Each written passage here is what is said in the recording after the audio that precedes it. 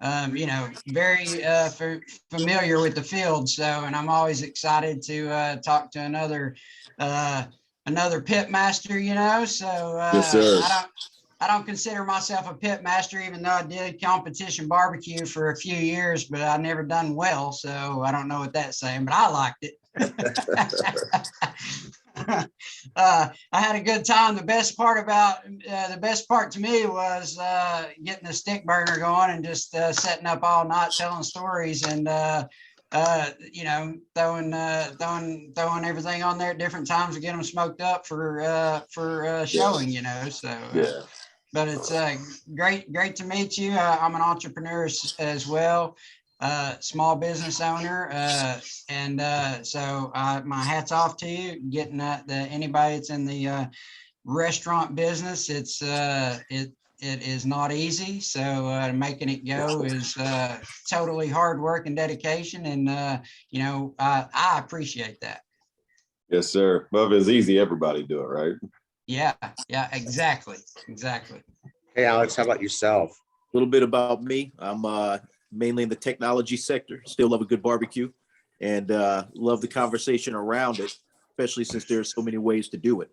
I work by day for Sony Music. By evening, I do my own audio production kind of stories and podcasts and things like that I'm starting to work on. And looking forward to this conversation this morning with Brew with the Crew. Yeah, man. Hey, Scott, tell us a little bit about yourself. Hi, everyone. My name is Scott Hebert with Goosehead Insurance. I'm a different kind of insurance agent than Ashley. I do the personal lines, the home and auto. Retired Air Force, spent 20 years in the Air Force, but it wasn't really the Air Force. So I was working around with the Army all the time. So I was a forward air controller calling in airstrikes, and now I'm retired from the Air Force, but starting my third career now. I used to do IT, doing network admin, and then I cut ties about 2.5 years ago, started my own insurance agency. And it is true that small businesses, it does take a lot of work, and the grind is real. I'm looking forward to this podcast and joining you guys every week, and love to do some one-on-ones and just get to know people. Sweet. Well, thank you so much. And of course, I'm Josh Rosales, and I love to network and connect people. That's more than probably what I would say my real profession is, which is a banker here in Cool Springs. I'm actually Charlie's neighbor. Like, I get to smell that barbecue all the time. I'm like, it is amazing. But you know what else is crazy? Because, and we're just going to hop into this. It's crazy because I not only get to smell the great barbecue that comes from Charlie's house, but I also get to see firsthand Charlie pulling in at like 9 o'clock, 10 o'clock at night. And I'm getting up in the morning on a weekend and sometimes the trailer's gone. And then I'm just like, man, and then the time, the effort. And, I was on my way to work and I was listening to some Gary V, and, he was like, success success is not expensive. It just takes hard work, and it's, it's crazy because entrepreneurs that are on here, and we're going to dive into this barbecue thing, but it takes work. I mean, I think a lot of people, they see the end result. I mean, they see, whether it's where you live or what you drive or what you're able to do, the vacations that you're able to go on and you're able to do A, B, and C, but they don't understand and they didn't see the hard work, the many nights that you got home and your kids were sleeping and you really didn't see them that day, or then you had to wake up in the morning and you had to go to work and you didn't see them for like that next evening, or maybe not even until the weekend, or even, so it's like, people see the finished product, but they don't see what it takes to get to that finished product. And a lot of times, I think the reason why a lot of people are not successful is because they start on this journey of success and then they end up falling off or saying, you know what, this journey is too much, because it actually takes a lot of time, blood, sweat, and tears, a lot of sacrifice. You have to embrace the pain. You got to embrace the process in order to have that finished product called success. To be able to work for yourself, to be able to make as much money as you want, or to make no money. And a lot of times, you know, I hear this saying, it's called success leaves clues. And it's not hard if you're really paying attention to duplicate what you see other successful people doing, and to see entrepreneurs that are starting out that really have a passion and a drive. And it's kind of why I ask people, is like, what is your why? You got to have a why to continue on this path and this journey, when there's good days, when there's bad days, when it's raining and you're just out there selling barbecue and there's not a lot of people coming out, or it's like you're making phone calls and sending emails and you're following up 7 to 14 times, you know, and it's just, you're not getting anywhere and you feel like throwing in the towel. It's at those times you just got to keep going. That's the pain. That's the process that you got to endure. It's, you know, my website looks like crap, and so who am I going to get to help me with my website? And you just got to keep going and keep going. And then finally, the more you network, the more you find people that are able to see the vision, see what you're doing and buying, and that's where you start making the connections. And networking is hard as well. You know, I think a successful business is based on your network. And so let's dive into this. I love entrepreneurship. I love the hard work, the blood, the sweat, the tears. Ashley, myself, and Alex, we sit on the board of Break-Thru Nashville, which is a nonprofit based in Nashville. We're actually starting to expand into Rutherford County. But even with a nonprofit, it's blood, sweat, and tears. We started in 2017, and we're actually just in the last maybe 6 months to a year starting to gain real traction and momentum. Probably within the last 3 to 4 months, I would probably say that things have just started to happen, and we're super excited about it. But it's anything in life that if you keep in the beginning, it's going to be slow, but you got to keep going and not stopping. So with all that said, Charlie Eblen, it is so incredibly, I'm so incredibly excited to have you on, and Single Tree BBQ. They can find you singletreebbq.com. And so Charlie, before you got into, before Single Tree BBQ came about, and I really want to know like how it came about. Your logo is incredible. How the whole concept came about. Like, tell us a little bit about who is Charlie before Single Tree BBQ. Yeah, man. Thanks for having me on, Josh. I appreciate it. I'm super excited. Always love talking to you for sure. And this is a great opportunity for us. So, Charlie is I was actually born in Atlanta, and lived there. Me and my mother and my younger two siblings, we moved around all over the place, from Phoenix, Arizona to Houston, Texas, back to Atlanta, back to, all over the place.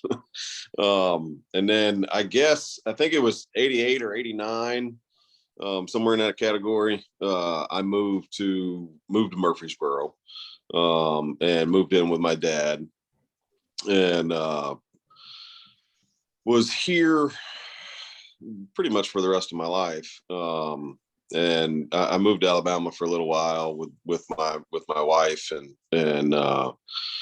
we moved back about 5 years ago. But this is where I call home. My grandfather lived in Bell Buckle, and so I,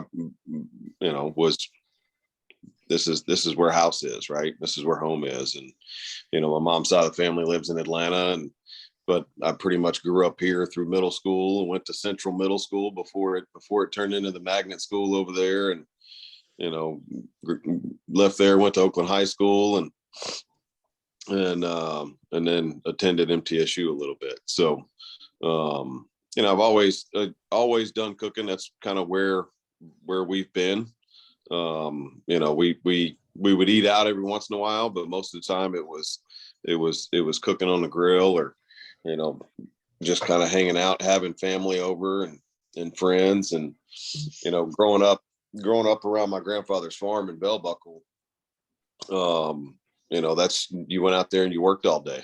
And when you got done working, that's when you could go do whatever you wanted to do, whether it was to go fishing or ride the horses or get on the motorcycle, dirt bike, and, you know, shoot guns, whatever you wanted to do, you had to get your work done first. Right. So, and the faster you got that work done, the faster you could go play. And that could be, you know, you'd be done with your work at noon. You could be done with your work at midnight. So just whenever you got done is when you got done. But at the end of it, we always sat on the back porch, and we always sat around a big open fire. There's a huge fireplace out back, double-sided open fireplace that we would always sit there and have a fire. And you know, when I was a kid, we'd have hot chocolate, and the older I got, that hot chocolate turned more into bourbon and cigars. But you know, we kind of, you know, just told war stories. And you know, my grandfather was in the military for 27 years, and he always had a good, you know, either fictitious war story or a good Indian cowboy story. And, you know, when you're out there in the middle of nowhere and you're, you know, 8, 9, 10 years old, and, you know, the only thing you can hear is the crickets and the wind chimes, you know, your grandfather telling you a good, you know, cowboy and Indian ghost story was always a good time. So, So now you're a veteran as well. Yes, sir. Yes, sir. I spent 5 years in the Army, 2 active, 3 in the reserves. I was stationed at Fort Stewart as a Cavalry Scout for the 37th Cavalry out of Fort Stewart. That is incredible. That is incredible. So what? And Ashley, let me actually throw this to you. So growing up, you remember those same things? Yeah, absolutely. It was my great grandfather owned a chain of grocery stores. It's how I got into doing what I did for my career. And he had a big farm that I actually ended up moving into and living on when my children were first born, you know, 20 something years ago. And but same thing, would listen to the stories, sit out there, and you know, it was the same thing. He grew a lot of he grew cantaloupes on this farm for his grocery stores. So when you went, you know what you were doing. You were working on the farm, just like you said. You had to work, and you know, sometimes you may not have a lot of time to sit around and do anything at night because you're just so tired, or that. And the biggest thing was putting up hay. You know, man, putting up hay. Hay in the barn. He had a huge barn, and he was big into show horses, and he raised and he bought and sold quarter horses all over the country, and they kept them up there. So I was either working in the fields, putting up hay, or mucking barns, you know, and then whatever's left, then we can do. But I'm the same way. I used to love to hear those stories, you know. There's always that's the best part. That's the best part of it. It's just sitting around talking and listening to the stories. So Charlie, horses, we had walking horses. Okay. Well, he used to show those too. They back, you know, this is back in the 50s and 60s, but my father, when he was young, he used to, you know, show those horses, him and my uncle. And I've got like a trunk with the rhinestone jackets and things they used to wear when they would show those walking horses and those quarter horses. I've still got those, you know, that were my dad's. And I always thought that was fascinating. So how, with everything on the change of events, how did everything lead you to say, you know what, I want to start a business, but I want to start a barbecue business? And then how did Single Tree BBQ come into existence? Yeah, so I want that hat, by the way. I know you've got them on order, but I'm working on it. working on my merch. It's supply chain. Blame blame the supply chain. Held up at the Panama Canal, right? Right. And it's still sitting out in the ocean somewhere. Yeah. So Josh, I've been in the restaurant business most of my life. I mean, outside of my short tenure in the Army, the rest of my life, I've been in the restaurant business. 27 years I've been working in and out of some sort of in capacity of a restaurant, from whether I was washing dishes to whether I was an executive vice president for a corporate chain. And my grandfather always wanted to have a restaurant. I've always thought about having my own restaurant. I've had people call and say, "Hey man, let's go start this, design the menu for me. Let's figure it out. What do you have in mind?" And for whatever reason, something's always held me back. It's not the easiest thing to wake up and get out of bed in the morning and go, okay, I'm gonna go do it on my own. And I'm not gonna have the safety net of a big corporation behind me. And somebody said something to me the other day about, man, you got to be living the dream. You cook barbecue for the living, and you're, oh man, that's awesome. And I'm like, yes, I am, and it is outstanding. But what those people don't see is the stress and the pressure. And you said it earlier about the blood, the sweat, and the tears.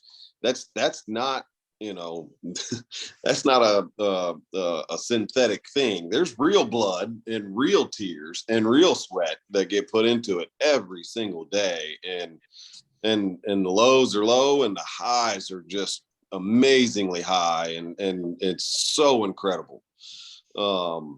And you don't figure that out until you actually get going. So to circle back, my grandfather is no longer with us, and he's always been somebody that I really, really looked up to, and considered, if I could be like someone, that would be between him and my father. Those two are just, they're at the pinnacle. And so my grandfather spent 27 years in the Army, retired as a colonel, full bird. When he got out, he was an attorney, stopped being an attorney, left that, got appointed a federal judgeship out of Chattanooga, became a federal judge up until the day that he died. And we always used to talk about him opening his own restaurant. And I always thought, man, that would be so cool, Pop George. Come on, man, you can do it. Let's go. And I'll come work for you. Well, he never got the opportunity and never pursued it. So when 2020 happened, and the world went up on its ear, and nobody knew which way was left, right, or up or down. I ended up losing my job with the corporation that I worked with, and my wife looked at me one day and said, "Well, what the heck you gonna do?" And I went, "I guess I'm gonna find me a job." And her next sentence was, "Well, why don't you start doing it on your own? You put all this trust and all this effort into everybody else, and you're always one of the top performers in every company you've been working for, and yet you don't have enough trust and faith in yourself to go do it." And it really struck home. I pride myself on how hard I work and the effort I put into trying to do the right things, and the abilities to listen to other people and take feedback and try to correct negative behaviors and how to grow things. And so I said, you know what, she's right. Let's take this step and see what we can do. And it only seemed right to name the company after what my grandfather started, which was Single Tree Farm in Bell Buckle, Tennessee. That's kind of where my love for food, family, community, and growth and everything about who I am started. It's something that he wanted to do. So why not kind of get going that direction? So I've had menus and stuff written for years about different ideas and stuff that I've had, and items that I would have on the menu and all that kind of fun stuff. And I've always loved to cook barbecue. So we simplified the menu a little bit and got the trailer. I up with my business partner, and he had some of my brisket, and the Brent's from Kansas City, so he's a barbecue aficionado, and he had some of my brisket and was sold. So we've been ripping and running ever since. Man, Hey, Ashley, look at Yeah. this one right here. Look at this. Look at this. You see this video right here? I I see know it. being a butcher, man, this some It's man. And then one- this right here, this looks good right here. Yeah, one thing that yeah. that people may not understand is they go get good brisket. They're like, man, that's good brisket. It's not easy to make good brisket. You got to have it down pat. And somebody that's got brisket down pat, they know exactly to what kind of wood they're burning, exactly what temperature. Especially, I saw a stick burner there. So another thing, it's not easy to keep a stick burner at the temperature you want. You need to make perfect brisket all day long. It's not easy. It's work in itself, just feeding that thing, keeping it where you need it to be. You don't want it to ash up, because you don't want to bitter up your brisket or whatever you're cooking. So there's lots of things, and that's and I have a kinship for a stick burner like that. I mean, I love them. They're hard work, but they make the best barbecue in my opinion. So. Oh, hands down. I Yeah. You know, man, like I tell people all the time, I'll my friends and family pick on me all the time because I'll give you whatever recipe you want. I don't, Yeah. I'll write down a recipe on how to cook brisket for you and tell you exactly what I do. Yeah. Sure. You know, if you feel the gumption and want to jump in there and try to make it happen, sure. Yeah. You know, If you want to, it's fine. You know. yeah. If you want to man the burner all day and night, you go right ahead. But that's what it's going to take to get that brisket.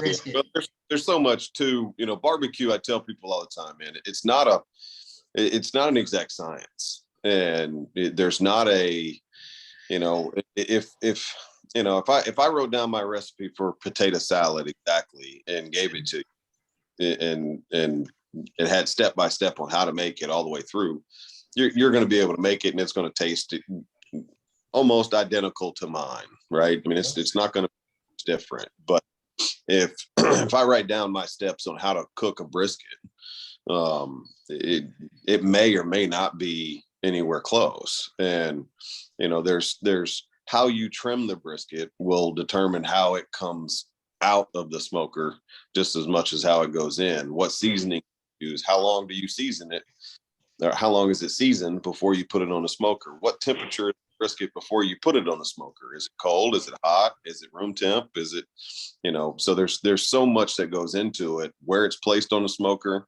how it's placed on the smoker, how long it's on the smoker before you spritz, if you spritz, do you, I mean, there's just so much, look, I use a thermometer cooking brisket once. And that's really the only time I use a thermometer. And that's when I'm pulling it off, just to make sure it's fully cooked. But I know it's cooked because you can tell by touching it and the way it feels. It's not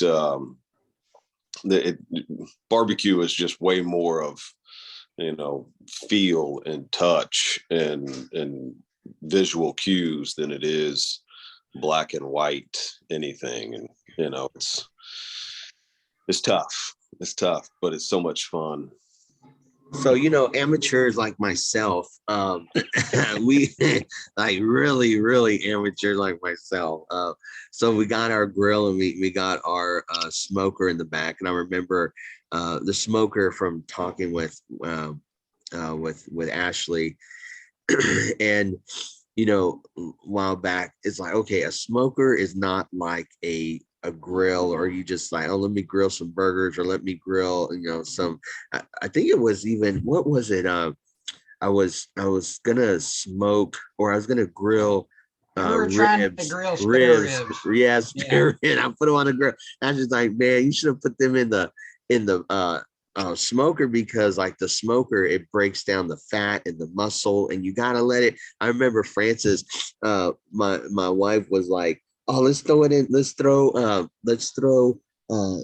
this meat in the smoker for like an hour and a half, and it'll be done. I was like, no, the smoker is not like an oven. Like the smoker, we're gonna have to put that on there for like 6 hours, 8 hours, sometimes, depending. And even with Thanksgiving, this last Thanksgiving, we smoked 2 turkeys, and they turned out, I mean, it was incredible. We stayed up all day before smoking one, and we stayed up all night.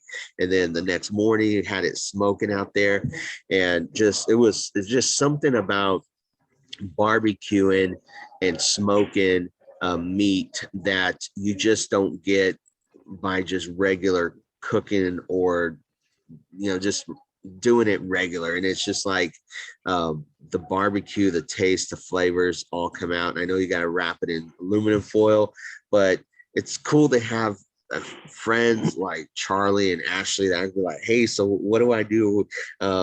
Trying to do this on my own. But then, it's like, oh, and by the way, along with Single Tree BBQ, they got some of the best banana pudding, homemade banana pudding, and mac and cheese, and potato salad, and redneck taco, which is my favorite. And the list goes on and on and on and on. Oh, Alex, what do you think? I will break some keto for some good banana pudding. I'll tell you that.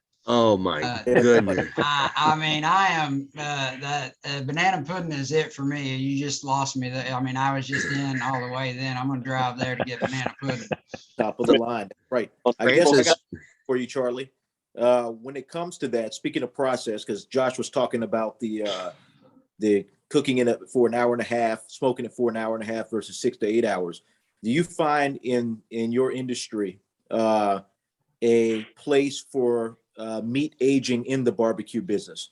So offering someone something that is more aged in the process that you see people making specialty meats, your salamis and all that kind of stuff, or is it just I procure the meat from the place, I pick it up, and it is what it is? Is there anything special that you do on that end of the process? No, I mean, for the most part, aging, most of the meats that you age to begin with are either going to be ready to eat, or you're cook hot and fast, because the aging process is what tenderizes it. Mm-hmm. The whole art of smoking is really not smoking meat. It's really just cooking it at a low temperature. Where the smoke comes from is building a fire. So you're really cooking with live fire. If you're doing it right, you shouldn't see a ton of smoke coming out of the smokestack smoker. You ever drive by that, go down the road, you see those guys with those huge smokers on the side of the road, and it's just billowing smoke everywhere. Yes. More than the smoker itself is actually on fire. And it's not gonna taste very good. Find the guys that, if they got smoke coming out, it's just a little bit. They call that the difference between clean and dirty smoke. And dirty smoke creates that, I think Ashley said it earlier, it creates that kind of bitterness flavor, where you really take wood, not the fire. And then with a clean smoke, you're really just cooking with a fire. And I love cooking with a fire. Now you take a real good dry aged steak and you put it on a live fire. It's man, you can't beat it. I cooked some just regular old choice ribeyes for the family last week over on my fire pit. And, my whole family said it was the best steaks they've ever had. So, and they were just regular old choice Sam's you know, ribeyes, nothing spectacular. You know, I mean, they have good meat, not picking on Sam's, but it wasn't like we went out and bought Wagyu ribeyes and, Yeah. you know, had some special rub. I mean, it was just salt, pepper, and put it on an open fire. You know, it's, you know, when you cook, you know, when you get your propane grill out, you know, and most of America, and 99% of my buddies, they get that propane grill out and you know, they put their aprons on and they sit outside with their beer and you know, they're the grill master for the day. And, you know, which is wonderful. And I'm happy for everybody that does that. That's right? me. Hey, I'm proud of you, buddy. Proud of you. You know, you really want to have an experience from a flavor standpoint and taste and all that kind of fun stuff. Build a fire and cook over that fire. And it's just something. I mean, it just does something to you that you just don't get off of the propane grill. I mean, look, I'm not talking smack. I got a propane grill too, and I do it for a living. So, you know, I mean, look, I get it, right? It's speed and convenience and all that kind of fun stuff. And in today's age, everything's about now, not about, you know, let's get it in an hour, right? So, because you can't just start a fire and go. It's got to burn down and all kinds of fun stuff. So for us amateurs, like when we go to Sam's Club or Kroger or Publix, like what's a good meat to like grill, like just to start off?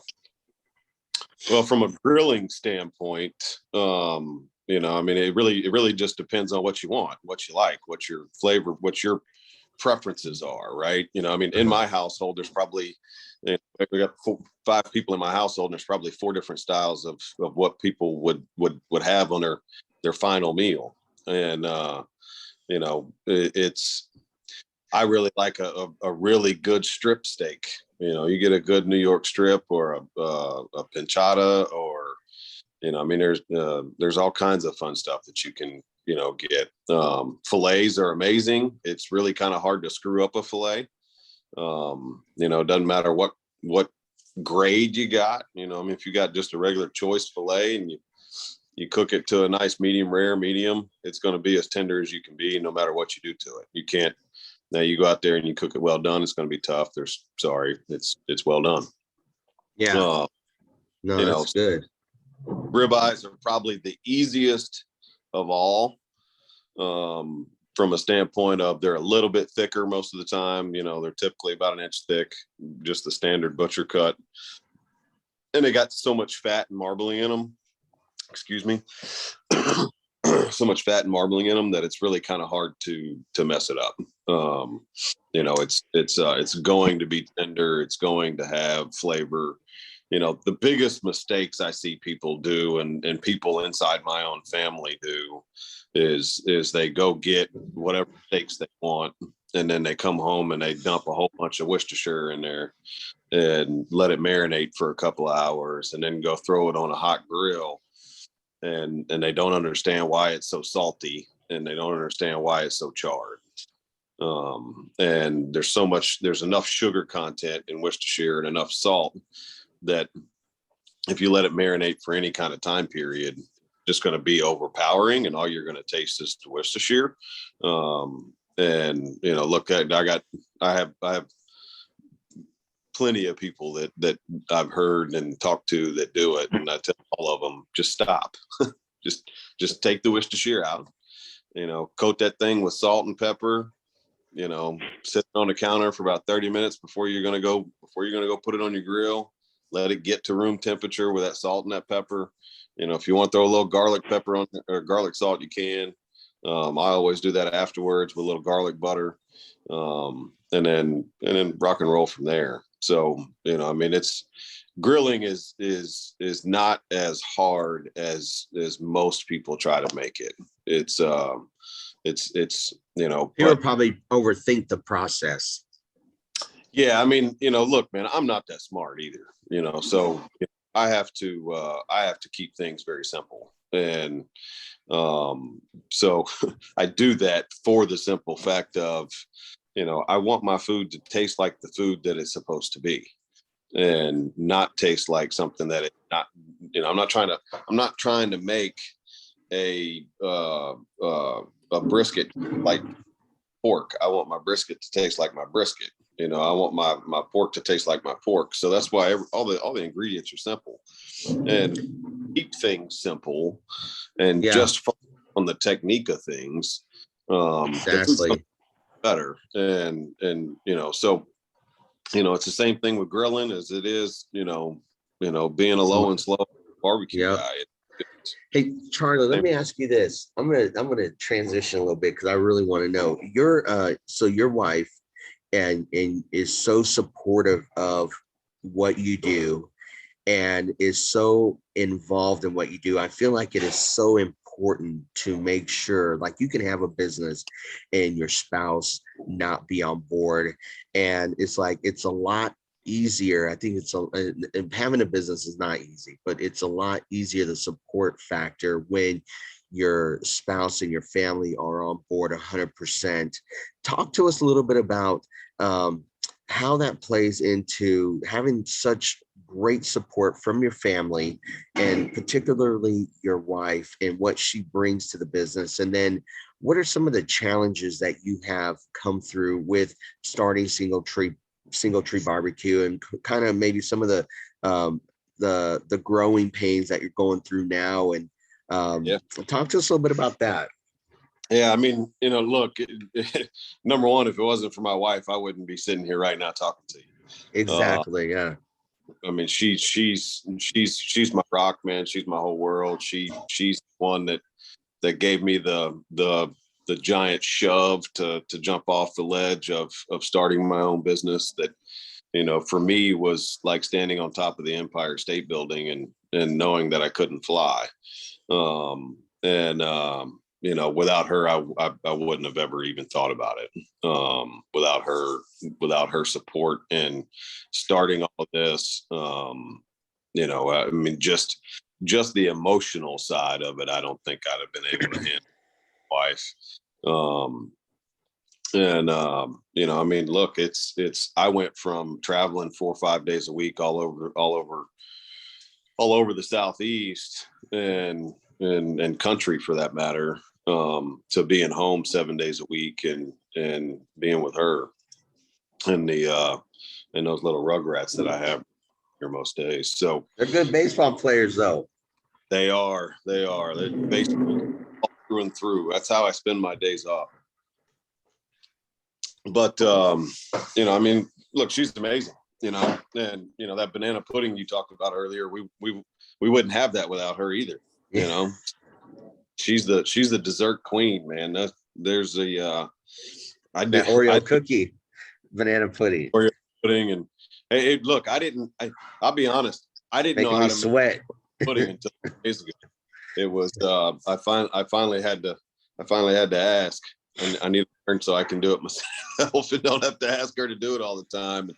And she's got enough on her plate. She runs her own business, that's true. With the pink room, and she's, I mean, she doesn't stop. And I don't know.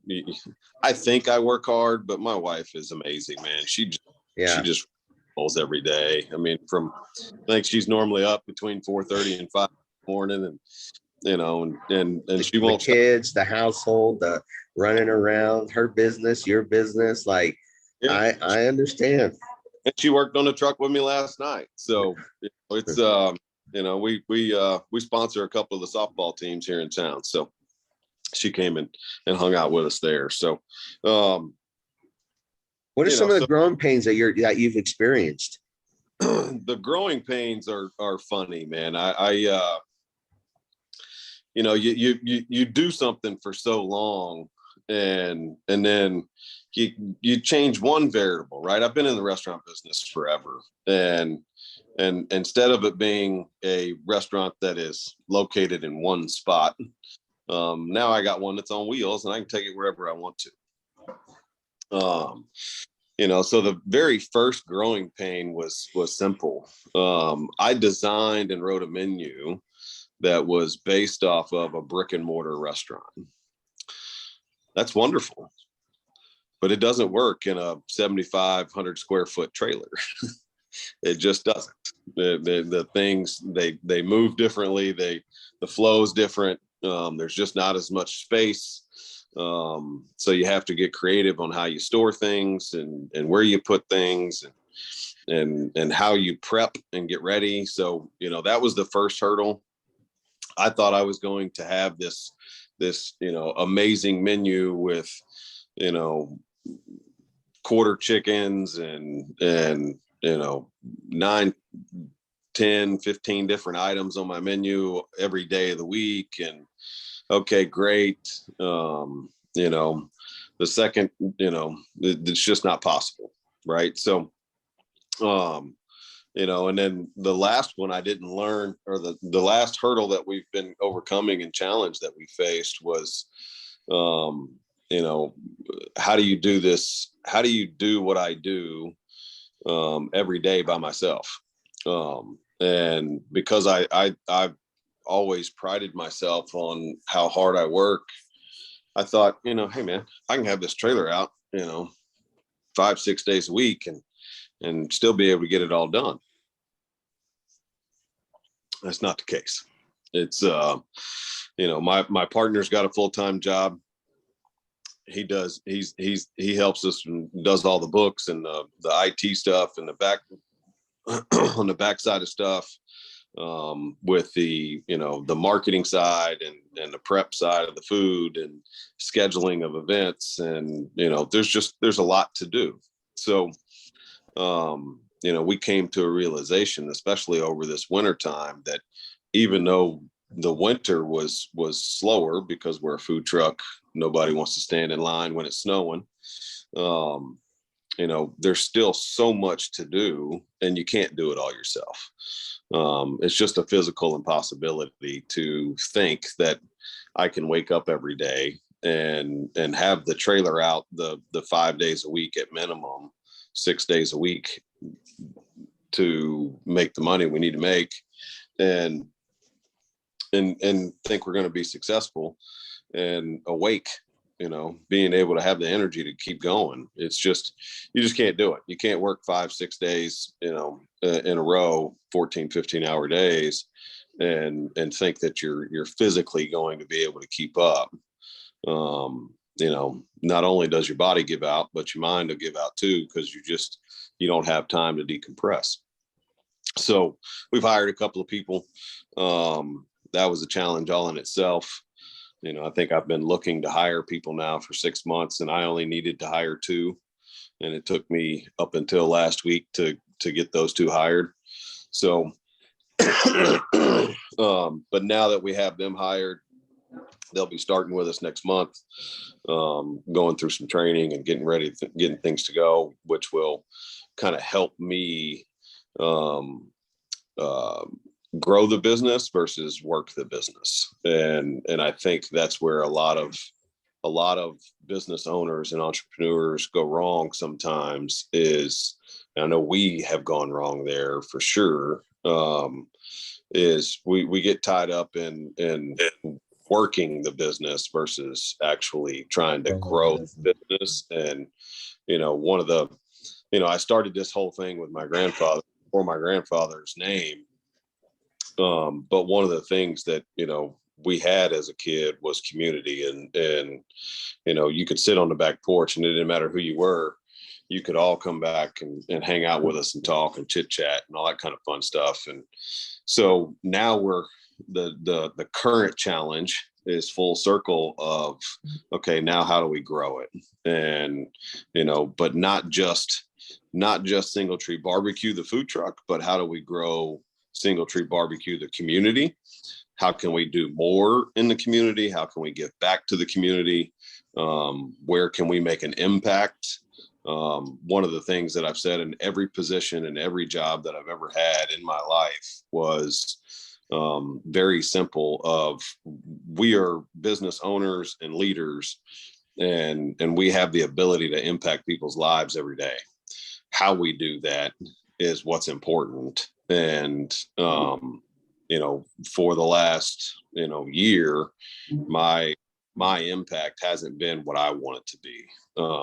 I used to do tons of stuff with Toys for Tots and, just local nonprofits and charities in town. And so, Single Tree BBQ is now that we have some employees and I can focus on growing our brand. That's going to be my challenge is how can I get Single Tree to be a major player in Rutherford County and helping others and building a community. So what keeps you going every day? Like, how do you, as a small business owner, who do you surround yourself with? How do you self-develop and keep pouring into yourself to become better at your skill, to maybe continue to think forward? Like, where is Single Tree BBQ going to be in the next 5 years? Like, how do you keep that motivation to be like, it's not just the here and the now, but whether it's YouTube videos, podcasts, I mean, whatever you do, hanging around people, mentorship is really huge. What does Charlie Eblen do to keep you motivated, forward thinking, to saying, okay, this is what I'm doing now, but when I operate, I'm not operating in the moment. I'm operating where I want Single Tree BBQ to be, like in 5 years, 10 years. Yeah, so that's a good question, Josh. Where we're at now is not even close to where we want to be. But the great thing is man, I don't have a goal or an aspirations of having this company be, 50, 75 or 100 restaurants. That's not my goal. My goal is the end game is to have a legacy for my kids. That's the end game.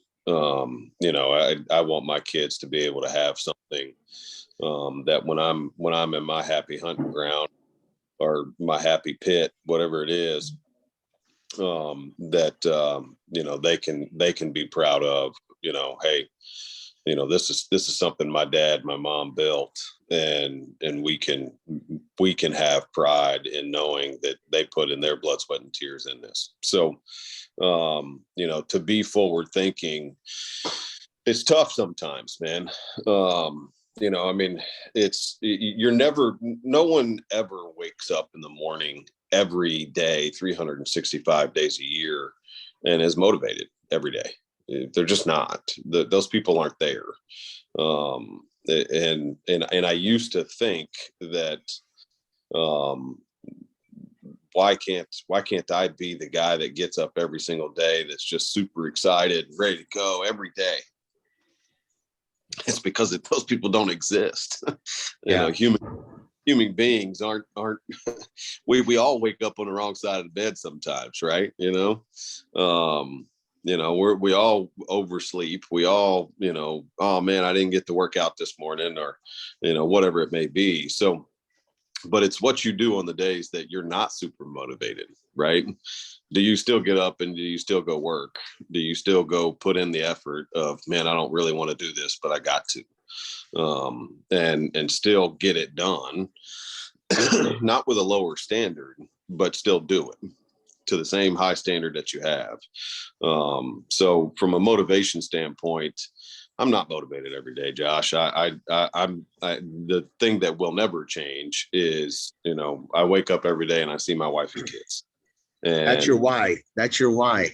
And that is 100% my why. I say it is my job, and I'm not trying to sound sexist or whatever at this point, but it's my job to provide for my family, and whether that's financial or emotional or whatever, that's my job. My job is to make sure that my family is taken care of, and that's why I get up every day and do what I do. And look, I'm not gonna lie to you, the last year's been tough. It's hard, to wake up every day and go, okay, well, if I don't have the trailer out today, I'm not making any money. And if I'm not making any money, how's the light bill going to get paid? It's hard. And, like Ashley said earlier, throwing around hickory wood all day is not easy. You know, and I tell people all the time, you want to learn how to smoke barbecue. Well, just stand outside in August for about 12 hours and tell me you still want barbecue, right? Because that's right. Or in January when it's 20 and snowing. I got a picture somewhere where my smoker's completely covered in snow, and I'm out there smoking ribs or something for the day. I mean, you know, it is what it is. It's a part of it.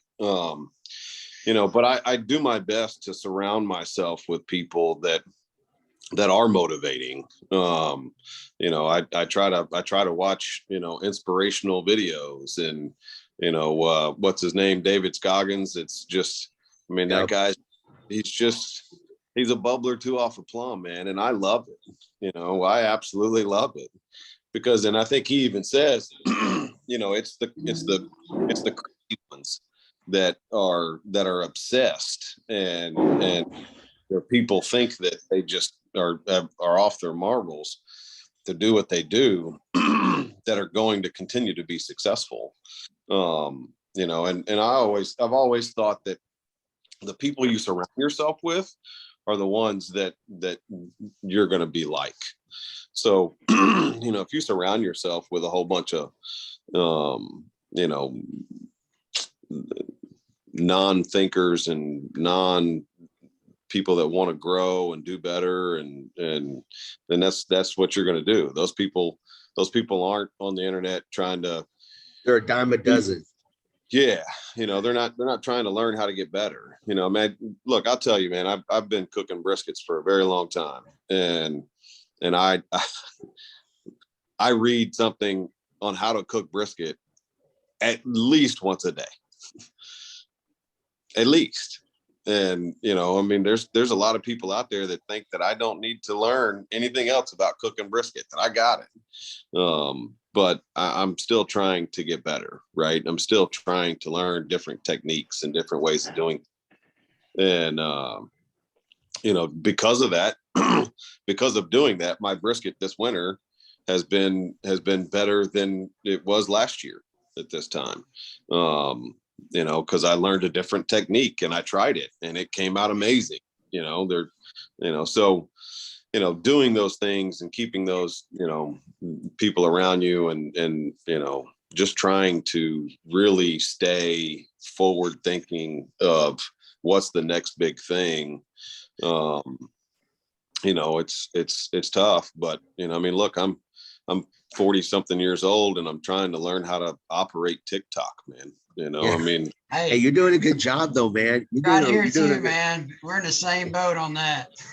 Hey, Charlie, so let me ask you, so you have, you've received some awards regarding your barbecue and how good it is.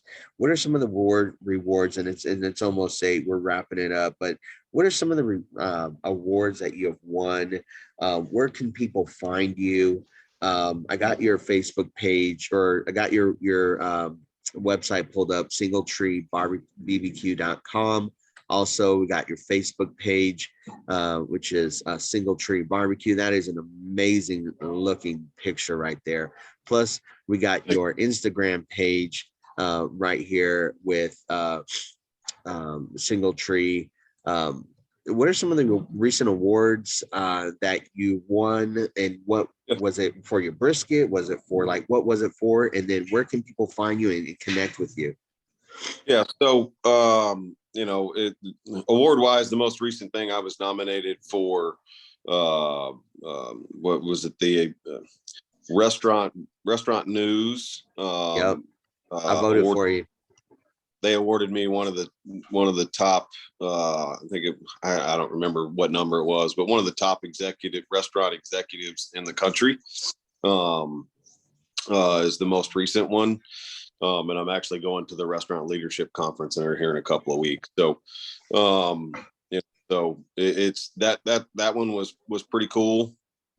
You know, and there's been, I think 2 or 3 different articles recently written about us, and the brand here at Single Tree. With one was with the Daily News Journal, and another one was with Voyager, And then I have another lady that's been reaching out to me for another publication here recently. So, all that stuff's really cool. You can find us, on any social platform.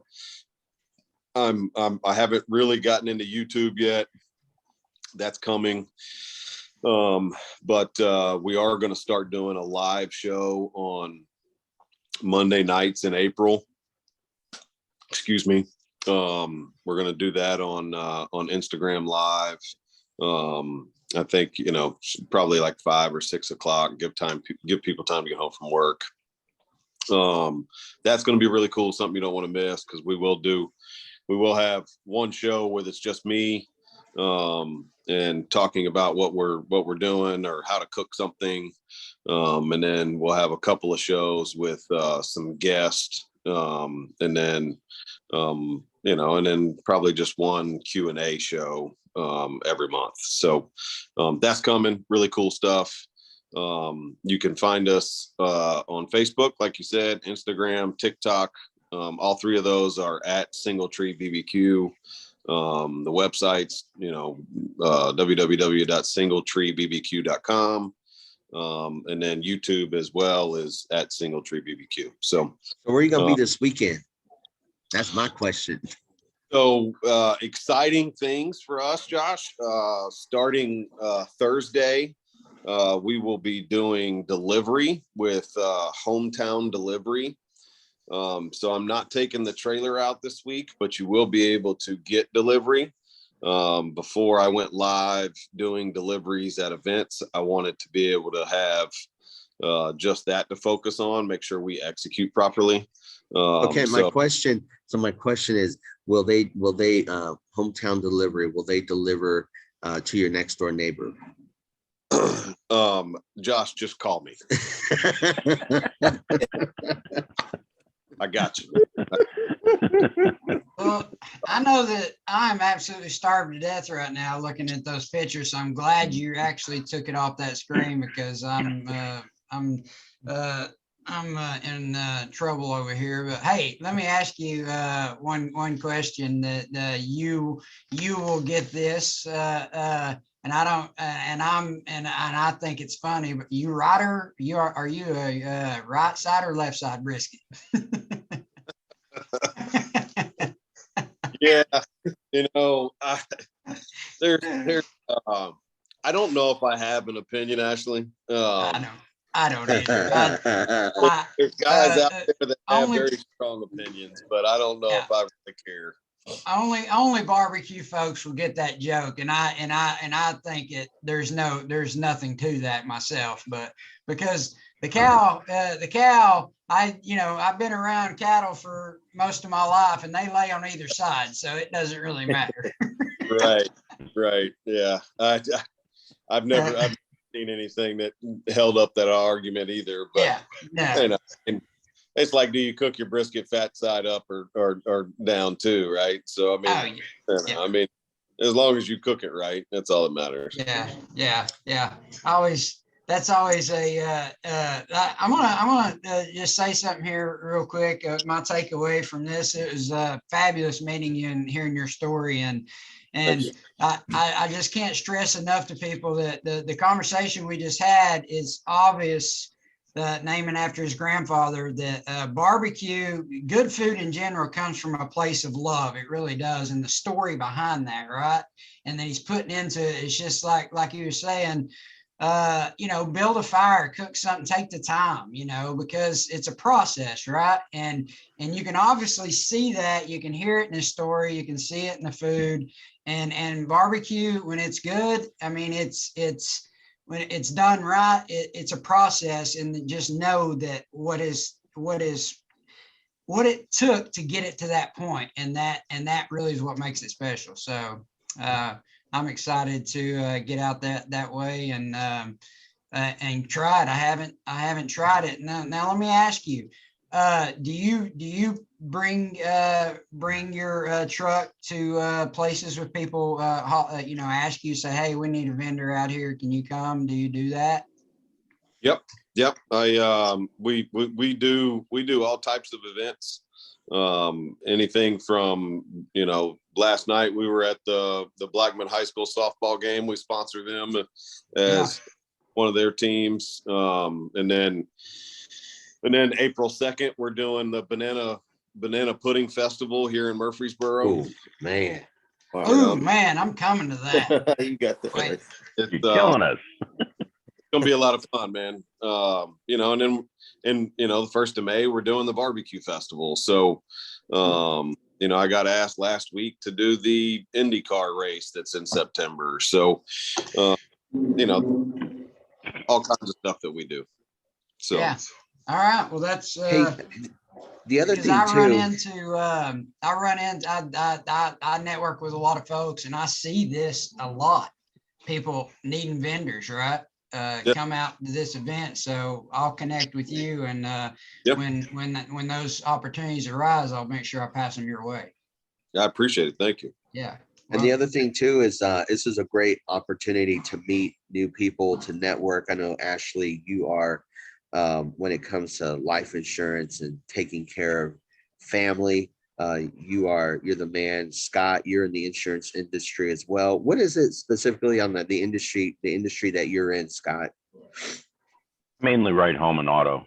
Home and auto. Personal lines, yeah. Okay. Boats, RVs, motorcycles, stuff like that. But I don't venture into the life or health. I leave that up to professionals like Ashley. That's it. That's it. Nah, That's it. No. Well, Hey, Charlie, I do have one question real quick before we go. Hey, the age-old question. Brisket, fat side up or fat side down? Which way do you cook yours? So it's funny. It really depends on, there's a lot of things that go into it. So give you the quick synopsis. One, depending on what kind of smoker it is. So if you're in a stick burner, I always do fat side up. If I'm cooking it on a smoker like I have on my truck, which is a Beck built, and it's a stack smoker, so the heat source is coming from the bottom, then I start it with the fat side with a fat cap down. But once it gets to probably about 130-ish, 140, about halfway through the cook, I'll flip it back over. And what that does is it doesn't burn up the meat on the bottom, and it allows it a little bit more evenly of a cook. And then I wrap it up, and it allows all the fat from the fat cap to come back through and rehydrate the meat, which makes it really, really tender and breaks down all the collagen in it, and perfect. So the other factor is what time of year and what temperature. So if it's in the winter and it's cold and there's no humidity, then I have to put more water, more moisture into the smoker, which is a water pan. And I'll have multiple water pans. If it's in the summer, I may not even need a water pan because we live in Tennessee, and the humidity is pretty high, so it gets plenty of moisture in it already. There's it's so short answer, both. Gotcha. Long answer. Gotcha. And depending on how windy it is too, that's a big, that wind can play, that wind. People don't realize that the wind can mess you up on a stick burner. Yes, it can. Well, y'all, thank you. Oh, go ahead. Go ahead. No, I was just going to say I'm visiting some clients down in Murfreesboro on Thursday. I'm going to come see you. Give me a call. All right, we'll do. Definitely. Good talking with you. Well, I'm so excited that we had this time to talk with our special guest, the man, the pitmaster, Charlie Eblen, with Single Tree BBQ. Thank you so much for joining us on Brew with the Crew this morning, Charlie. And I'd love to get you on again down the road, and to continue to see Single Tree BBQ just explode with the Facebook comments, and with the Instagram, and just everyone is continuing to find out about this amazing tongue slapping barbecue called Single Tree. I just want to thank you for coming on. Alex, Ashley, Scott, really quick as we wrap up. I want to say thank you, Charlie, and then we could give a closing thought and we'll wrap it up. We're out of here. Yeah, Ashley. yeah, thank you. Like I said, I loved your story. I enjoyed it. This has been one of my favorite podcasts we've done so far. So it was a pleasure to meet you. And I'm gonna get your contact from Josh, because I definitely want to connect with you after this and see how we can work together. I think that I love building those relationships, especially with entrepreneurs and small business owners. And I want to talk to you about your past restaurant experience. So it's I love those stories. So man, I wish you the best of luck. I'm gonna come out and see you as well. So Thank you. Same thing. Very excited to see what you have to offer out there. Love that you're chasing the American dream, and we will definitely be out to see you, and can't wait to try your barbecue. Love it. Thank you, Alex. You got it. Hey, Charlie. Hey, love the story, the heritage of it all, and bringing it to light. And that picture on your Facebook shows it all with that background and then the trailer in the front. Love your passion. Sounds like you've got everything going for you. I'm looking forward to seeing your success, and hopefully we can help you along the way a little bit. Looking forward to meeting you Thursday. Thank you. Thank you. I appreciate it.